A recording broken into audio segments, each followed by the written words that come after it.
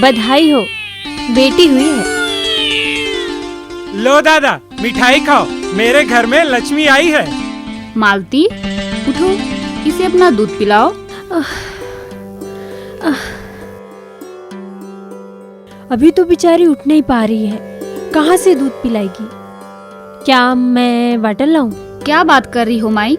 Bottle वाटल का दूध नहीं चलेगा। प्राकृतिक रूप से मालती इस बच्ची को अपना दूध पिला सकती है। यही पहला गाढ़ा दूध, जिसे अंग्रेजी में कोलोस्ट्रम कहते हैं, इस नवजात बच्ची को बीमारियों से लड़ने की शक्ति देगा। तुम इसे अपना ही दूध पिलाओ मालती। स्तनपान कराने से बच्चे में बेहतर स्वास्थ्य की बुनियाद पड़ती है, वरना यह कुपोषण का शिकार हो जाएगी। ओ, कैसे दीदी? हाँ, अगर तुमने इसे थोड़ी थोड़ी देर में अपना दूध नहीं पिलाया तो इसका वजन कैसे बढ़ेगा, इसका शरीर कैसे बढ़ेगा? बड़े तो कुछ भी खा सकते हैं, पर नवजात शिशु को तो सिर्फ माँ का दूध ही चाहिए ना। तुम कोशिश तो करो, दूध अपने आप निकलने लगेगा। उसे अपने गोद में लेकर अपने स्तन से तो लगाओ। अरे बेटी, इसका तो पहला बच्चा है, इसको तो कुछ पता भी नहीं। तो मैं बताती हूँ ना कि क्या करना है। इसे अपनी गोद में लेकर अपने स्तन का काला भाग उसके ऊपरी होंठ में स्पर्श कराओ, और ऐसा करते ही बच्ची मुंह खोलेगी। मुंह खोलते ही तुम अपने स्तन का काला भाग उसके मुंह में डाल देना। बच्ची दूध पीने लगेगी। बस इतना ही तो करना है।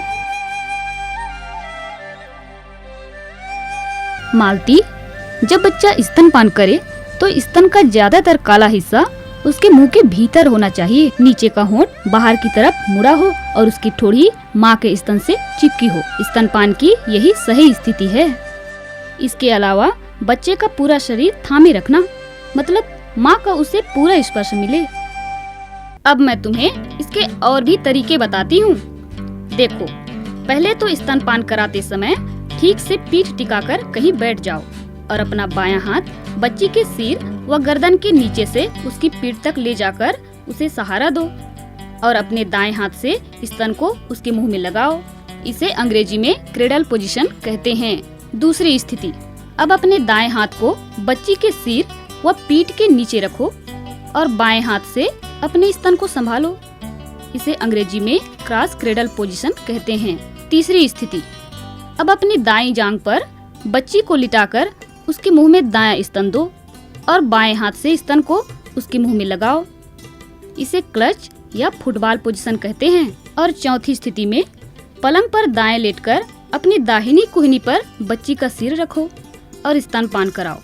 इसे अंग्रेजी में साइडलिंग पोजीशन कहते हैं। ऐसा करने से माँ व बच्चे दोनों को आराम मिलता है। ऐसे में अगर तुम्हें यानी माँ को नींद आ जाए तो भी बच्चा स्तनपान कर लेता है। और यदि बच्चा समय से पहले पैदा हुआ हो और उसका वजन कम हो तो उसे कंगारों की तरह सीधा रखकर स्तनपान कराना चाहिए। मतलब यह कि स्तनपान बेहद जरूरी है, इसे हर हाल में कराना चाहिए। स्तनपान से और क्या फायदा है बेटी? अरे माँ जी, स्तनपान कराने से माँ का वजन कम होता है और चर्बी घटती है। इससे माँ का शरीर सुडौल बनता है। साथ ही इससे स्तन, गर्भाशय और अंडाशय के कैंसर का खतरा भी कम हो जाता है। इससे स्त्री का गर्भाशय संकुचित होता है और पुरानी स्थिति में अच्छे से आ जाता है। इससे गर्भ से आंवल निकल जाता है और डिलीवरी के बाद का रक्तस्राव कम होता है। स्तनपान सुलभ होता है और इसके लिए किसी तैयारी की जरूरत नहीं, क्योंकि गर्भ धारण करते ही प्रकृति माँ के स्तन को स्तनपान के लिए तैयार करने में जुट जाती है और प्रसव के बाद माँ का दूध स्वतः ही बहने लगता है।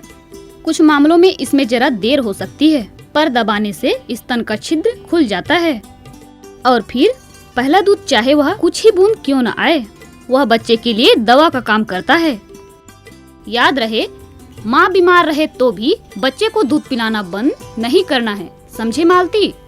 हाँ हाँ दीदी, बात समझ में आ गई। देखो मालती, मैं रोज रोज तुम्हें समझाने आ नहीं सकती, इसलिए मैं चाहती हूँ कि अब से जब तक तुम्हारी बेटी 6 माह की नहीं हो जाती उसे तुम अपने दूध के सिवा कुछ मत पिलाना।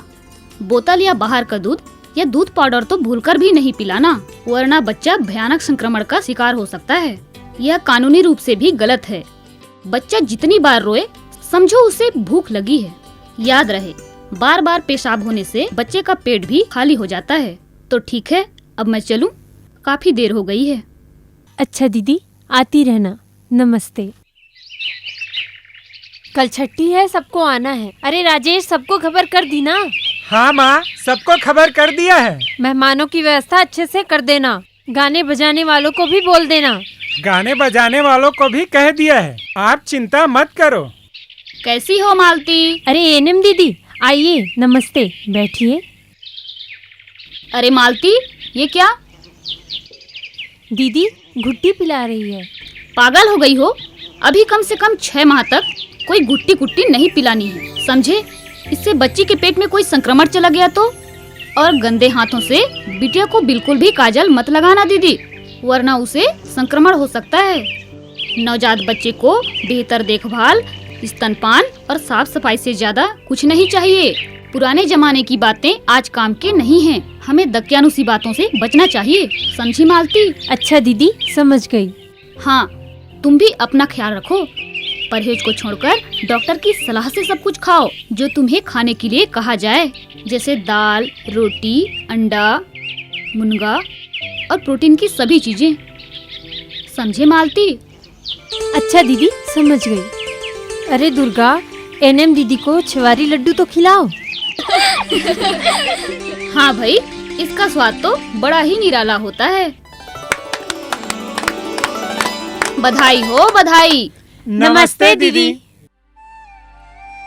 दीदी, आज तो आप खाना खाकर ही जाना। खाना वाना तो ठीक है भाई, जच्चा बच्चा का खान पान कैसा है? दीदी मैं तो ठीक हूँ, पर इसका वजन कुछ कम हो गया है। ठीक कहती हो। बच्चे के जन्म के 2-4 दिन के भीतर उसका वजन थोड़ा कम होता ही है, लेकिन फिर लगातार बढ़ता है। तुम जितना सही खान पान रखोगी उतना ही तुम दोनों के लिए अच्छा होगा, जैसे छेवारी लड्डू, घी, मेवे, दालें, दलिया आदि। तो तुम्हारा दूध भी खूब होगा और इसका पोषक तत्व बच्ची को प्राप्त होगा। इसलिए अब अगले 6 महीने तक इसका खूब ध्यान रखना मालती। अरे वाह दीदी, आपने तो बहुत अच्छी बात बताई। मैं इस बात का पूरा ध्यान रखूंगी। आम की पूरी टोकरी लेके आ गया। राजेश, कहाँ जाना है याद है ना? ताऊ जी, हॉस्पिटल जा रहा हूँ। तो भाई सारे टीके समय पे लगना चाहिए, एक भी टीका छूटना नहीं चाहिए बेटा, बिल्कुल ध्यान में रखना है इस बात को। हाँ, और बेटा बच्ची की देखभाल का ख्याल रखना, सिर्फ बहू का नहीं, तुम्हारा भी कर्तव्य है, इस बात का ख्याल रखना। जी पिताजी। अले ले ले ले, तुम तो बातें करने लगी हो, तुम्हें मुंह बनाना भी आ गया।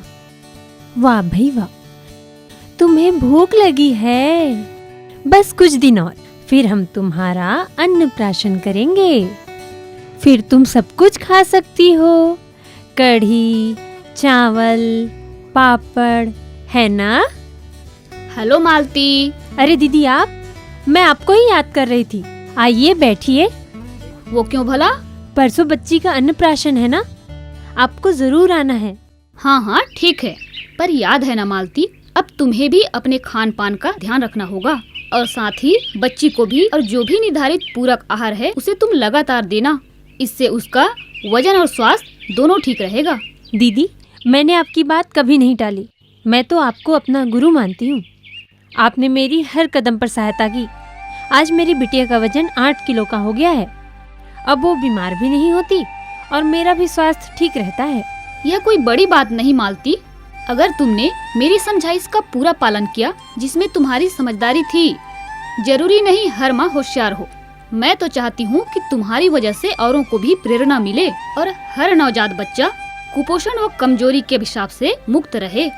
मालती, तुमने जो किया इसमें मेरी मेहनत सफल रही। सचमुच तुम एक अच्छी माँ हो। मैं अपनी सभी बहनों को यही सलाह दूंगी कि वे भी मालती की तरह ही अपने बच्चे का ध्यान रखें। अच्छा, नमस्ते।